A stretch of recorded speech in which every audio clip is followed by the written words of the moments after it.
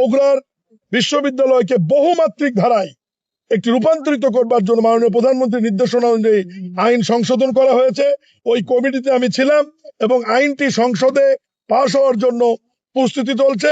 আমি শুধু এইটুকু উল্লেখ করতে পারি যে এই বিশ্ববিদ্যালয়ের সাথে আপনার প্রকৌশল অনুষদ থাকবে, কৃষি অনুষদ থাকবে এবং চিকিৎসক অনুষদ সহ দেশি বিদেশি বিভিন্ন সাবজেক্ট সংযুক্ত থাকবে, যাতে আলাদা বিশ্ববিদ্যালয়ের বগুড়ার কোনো প্রয়োজন না হয়।